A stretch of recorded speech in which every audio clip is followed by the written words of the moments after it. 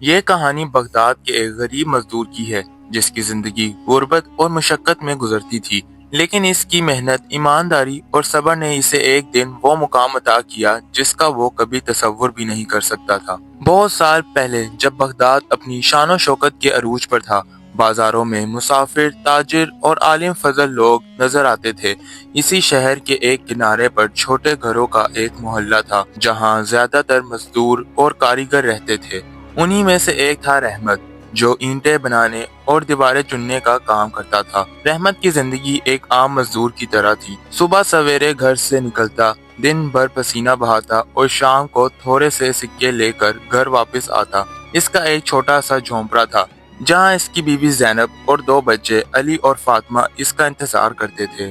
زینب بہت صابر عورت تھی۔ وہ ہر حال میں خوش رہنے کی کوشش کرتی، لیکن اکثر ایسا ہوتا کہ کھانے کے لیے کچھ نہ ہوتا اور وہ اپنے بچوں کو تسلی دے کر سلانے کی کوشش کرتی۔ ایک دن جب رحمت کام کے لیے بازار گیا تو اسے معلوم ہوا کہ جس معمار کے لیے وہ کام کرتا تھا وہ کسی دوسرے شہر چلا گیا ہے اور اب اسے مزدوری نہیں ملے گی۔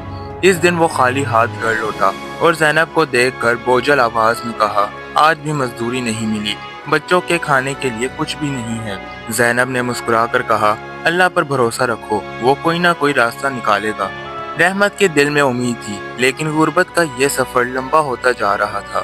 اگلے کئی دنوں تک اسے کوئی کام نہیں ملا۔ وہ بازار جاتا، لوگوں سے پوچھتا، مگر ہر طرف سے صرف مایوسی ملتی۔ جب مسلسل کئی دنوں کی محنت کے باوجود کچھ نہ ملا تو ایک رات وہ تھکن سے چور ہو کر سو گیا۔ اس رات اس نے ایک عجیب خواب دیکھا۔ خواب میں ایک بزرگ سفید لباس میں ملبوس اس کے پاس آئے اور نرمی سے کہا، رحمت، تمہاری قسمت بدلنے کا وقت آ گیا ہے۔ بغداد کے قاضی کے پاس جاؤ، وہ تمہیں تمہاری تقدیر کا راز بتائے گا۔ رحمت ہڑبڑا کر اٹھ گیا۔ اس نے ادھر ادھر دیکھا، زینب اور بچے گہری نیند میں سو رہے تھے۔ اس نے سوچا کہ یہ خواب محض اس کے ذہن کی اختراع ہوگی، شاید غربت کے بارے میں زیادہ سوچنے سے ایسا ہوا ہو۔ اگلی رات وہ پھر سویا اور دوبارہ وہی خواب آیا۔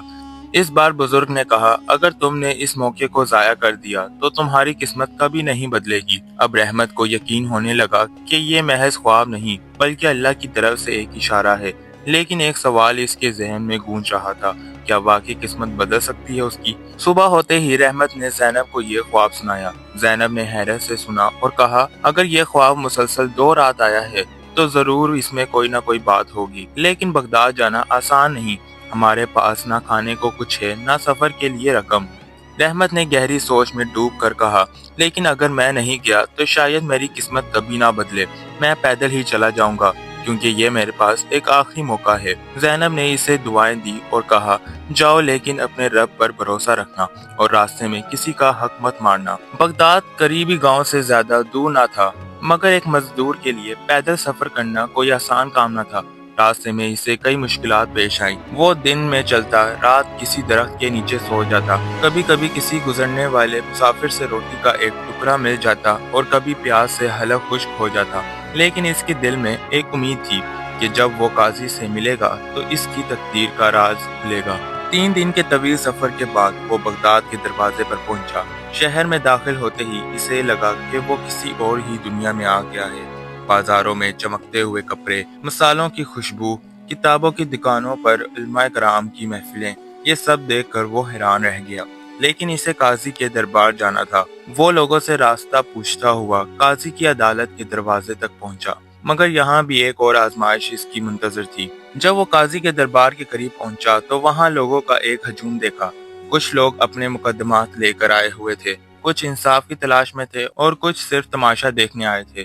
رحمت بھی اسی ہجوم میں شامل ہو گیا۔ وہ دروازے کے قریب جا کر ایک محافظ سے بولا، جناب، میں ایک غریب مزدور ہوں اور میں قاضی صاحب سے ضرور بات کرنا چاہتا ہوں۔ محافظ نے اسے اوپر سے نیچے تک دیکھا اور طنزی انداز میں کہا، قاضی صاحب کے پاس بڑے لوگوں کے مسائل حل کرنے کے لیے وقت ہے، نہ کہ کسی معمولی مزدور کے خوابوں کے لیے۔ رحمت کا دل بجھ سا گیا، مگر وہ ہار ماننے والا نہ تھا۔ اس نے وہاں بیٹھ کر انتظار کرنے کا فیصلہ کیا۔ کئی گھنٹے گزر گئے، لوگ آتے رہے، فیصلے ہوتے رہے، لیکن اس کی باری نہ آئی۔ آخرکار شام ہونے لگی اور قاضی دربار چھوڑ کر جانے لگا۔ رحمت نے ہمت کر کے آواز دی، قاضی صاحب، میں دور دراز سے آیا ہوں، میری بات سنیے۔ قاضی نے رک کر محافظ کو اشارہ کیا کہ اسے اندر آنے دیا جائے۔ یہاں پر رحمت اور قاضی کی پہلی ملاقات ہونے والی تھی۔ رحمت دربار میں داخل ہوا تو اس نے ایک باوقار مگر نرم دل شخص کو دیکھا جو قاضی کی مسند پر بیٹھا تھا۔ ان کی آنکھوں میں بردباری تھی اور چہرے پر انصاف کی روشنی جھلک رہی تھی۔ قاضی نے نرمی سے پوچھا، تم کون ہو اور یہاں کیوں آئے ہو؟ رحمت نے ادب سے جواب دیا، میرا نام رحمت ہے، میں ایک مزدور ہوں۔ میں نے مسلسل 3 راتیں ایک عجیب خواب دیکھا جس میں ایک بزرگ نے کہا کہ میری قسمت بدلنے کا راز آپ کے پاس ہے۔ میں اسی خواب کی سچائی جاننے آیا ہوں۔ قاضی نے مسکرا کر کہا، خواب بعض اوقات محض خیالات ہوتے ہیں اور بعض اوقات ان میں سچائی چھپی ہوتی ہے، لیکن میں تمہیں یوں ہی جواب نہیں دے سکتا۔ پہلے تمہیں میری 3 آزمائشوں میں کامیاب ہونا ہوگا۔ اگر تم نے ان کا صحیح جواب دیا تب میں تمہاری قسمت کا راز بتاؤں گا۔ رحمت نے حیرانی سے سر ہلایا اور کہا، پوچھیں، میں جواب دینے کی پوری کوشش کروں گا۔ قاضی نے گہری نظر سے رحمت کو دیکھا اور کہا، بتاؤ دنیا میں سب سے قیمتی چیز کیا ہے؟ رحمت کچھ لمحے خاموش رہا، پھر بولا، اگر کوئی چیز سب سے زیادہ قیمتی ہو سکتی ہے تو وہ وقت ہے، کیونکہ وقت وہ خزانہ ہے جو اگر ایک بار گزر گیا تو واپس نہیں آتا۔ سونا، چاندی، زمین اور دولت سب واپس آ سکتے ہیں مگر کھویا ہوا وقت نہیں آتا۔ قاضی نے مسکرا کر سر ہلایا اور کہا، بہت خوب، تمہارا جواب درست ہے۔ جو وقت کی قدر نہیں کرتا وہ کبھی کامیاب نہیں ہوتا۔ قاضی نے دوسرا سوال کیا، رحمت بتاؤ، انسان کی سب سے بڑی دولت کیا ہے؟ رحمت نے کچھ دیر سوچا اور پھر بولا، انسان کی سب سے بڑی دولت اس کا ایمان اور اس کا اچھا کردار ہے۔ دولت تو آتی جاتی رہتی ہے مگر اگر کسی کے پاس ایمانداری، نیک نیتی اور اچھا اخلاق ہو تو وہ چاہے غریب ہی کیوں نہ ہو، لوگ اس کا احترام ضرور کرتے ہیں۔ قاضی نے خوش ہو کر کہا، تمہاری سمجھداری مجھے حیران کر رہی ہے۔ واقعی اگر کسی کے پاس ایمان اور نیک نیتی نہ ہو تو بادشاہ بھی بدنام ہو جاتا ہے، اور اگر کسی کے پاس یہ ہو تو فقیر بھی عزت والا ہوتا ہے۔ قاضی نے تیسرا اور آخری سوال کیا، اگر کسی کے نصیب میں دولت لکھی ہو لیکن وہ غریب ہو تو وہ اپنی تقدیر بدلنے کے لیے کیا کرے؟ رحمت نے گہری سانس لی اور کہا، محنت اور صبر کے بغیر کوئی چیز حاصل نہیں ہو سکتی۔ اگر قسمت میں دولت لکھی بھی ہو مگر آدمی محنت نہ کرے تو وہ کبھی اسے حاصل نہیں کر سکتا۔ دنیا میں وہی لوگ کامیاب ہوتے ہیں جو صبر اور مسلسل کوشش کرتے رہتے ہیں۔ قاضی نے خوشی سے تالیاں بجائی اور کہا، شاباش، تم نے تینوں سوالوں کے درست جواب دیے۔ اب وقت آ گیا ہے کہ میں تمہاری قسمت کا راز تمہیں بتاؤں۔ رحمت کا دل تیزی سے دھڑکنے لگا۔ وہ سوچ رہا تھا کہ کیا قاضی اسے کوئی نصیحت دے گا یا پھر واقعی کوئی ایسا راز بتائے گا جو اس کی زندگی بدل دے گا۔ قاضی نے اپنی مسند کے قریب رکھے ہوئے ایک پرانے صندوق کی طرف اشارہ کیا اور اپنے خادم سے کہا، یہ صندوق میرے پاس کئی سالوں سے ہے اور اس میں ایک ایسی امانت رکھی گئی تھی جس کے بارے میں کہا گیا تھا کہ یہ ایک دیانتدار، نیک دل اور محنتی شخص کو دیا جائے گا۔ میں نے آج تک کسی کو یہ صندوق نہیں دیا، لیکن آج مجھے لگتا ہے کہ یہ تمہارے نصیب میں تھا۔ رحمت کی آنکھیں حیرت سے پھیل گئی، وہ کچھ سمجھ نہیں پا رہا تھا کہ اس صندوق میں کیا ہو سکتا ہے۔ خادم نے صندوق اٹھایا اور قاضی کے سامنے رکھ دیا۔ قاضی نے مسکراتے ہوئے رحمت کی طرف دیکھا اور کہا، یہ صندوق اب تمہارا ہے، اسے کھولو اور دیکھو کہ تمہاری تقدیر میں کیا لکھا ہے۔ رحمت نے کپ کپاتے ہاتھوں سے صندوق کا ڈھکن کھولا۔ جیسے ہی اس نے اندر جھانکا، اس کی آنکھیں حیرت سے چمک اٹھی۔ صندوق سونے کی اشرفیوں اور قیمتی جواہرات سے بھرا ہوا تھا۔ رحمت کے ہاتھ کانپنے لگے۔ اس نے زندگی میں کبھی اتنی دولت نہیں دیکھی تھی۔ وہ سوچ بھی نہیں سکتا تھا کہ قسمت یوں اچانک بدل سکتی ہے۔ وہ قاضی کی طرف دیکھ کر بولا، یہ سب میرے لیے؟ لیکن میں تو صرف ایک عام مزدور ہوں۔ میں نے ایسا کیا کیا جو مجھے یہ خزانہ مل رہا ہے؟ قاضی نے سنجیدگی سے کہا، یہ صرف تمہاری قسمت نہیں بلکہ تمہاری محنت، ایمانداری اور عقل مندی کا انعام ہے۔ کئی سال پہلے بغداد کے ایک امیر تاجر نے یہ خزانہ میرے پاس امانت رکھوایا تھا۔ وہ کہتا تھا کہ اگر میری واپسی نہ ہو سکی اور مجھے راستے میں کچھ ہو گیا تو یہ میرا مال ہے، اسے کسی حقدار، ایماندار اور سمجھدار شخص کو دے دینا، اور بدقسمتی سے اس کی واپسی نہ ہو سکی۔ جب میں نے تمہارے جواب سنے مجھے یقین ہو گیا کہ تم ہی وہ شخص ہو جس کی قسمت میں یہ خزانہ لکھا تھا۔ رحمت کی آنکھوں میں آنسو آ گئے۔ اس نے آسمان کی طرف دیکھا اور دل ہی دل میں اللہ کا شکر ادا کیا۔ رحمت نے سوچا کہ اگر وہ یہ دولت لے کر عیش و عشرت میں پڑ گیا تو وہ باقی مزدوروں سے مختلف نہیں ہوگا جو دولت ملتے ہی اپنا ماضی بھول جاتے ہیں۔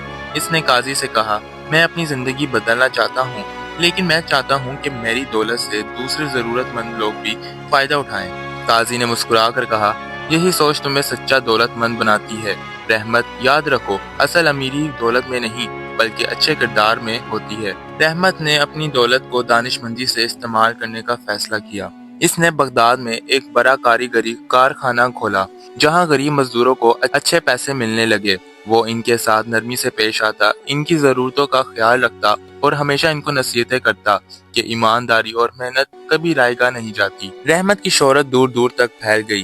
پہلے جو لوگ اسے نظر انداز کرتے تھے اب وہ اس کی عزت کرنے لگے۔ اس کے کارخانے میں تیار ہونے والے سامان کی مانگ بڑھ گئی اور دیکھتے ہی دیکھتے وہ بغداد کے کامیاب تاجروں میں شمار ہونے لگا۔ کئی سال گزر گئے اور رحمت اب ایک خوشحال شخص بن چکا تھا، لیکن وہ کبھی غرور میں نہ پڑا۔ ایک دن وہ قاضی کے دربار میں واپس آیا، لیکن اس بار وہ ایک مزدور کی حیثیت سے نہیں بلکہ ایک معزز تاجر کے طور پر آیا تھا۔ قاضی نے اسے دیکھ کر خوشی سے کہا، رحمت، مجھے معلوم تھا کہ تم اپنی دولت کو اچھے کاموں میں خرچ کرو گے، بتاؤ آج یہاں کیوں آئے ہو؟ رحمت نے ادب سے کہا، میں صرف آپ کا شکریہ ادا کرنے آیا ہوں۔ اگر اس دن آپ نے مجھے وہ خزانہ نہ دیا ہوتا تو شاید آج بھی میں مٹی اٹھا رہا ہوتا، لیکن اس کے ساتھ میں یہ بھی سمجھ گیا ہوں کہ اصل دولت وہ نہیں جو صندوق میں ہوتی ہے، بلکہ وہ ہے جو انسان کے دل میں ہوتی ہے۔ قاضی نے مسکرا کر کہا، تم نے آج ایک اور بڑی حقیقت کو سمجھ لیا، یہی اصل کامیابی ہے۔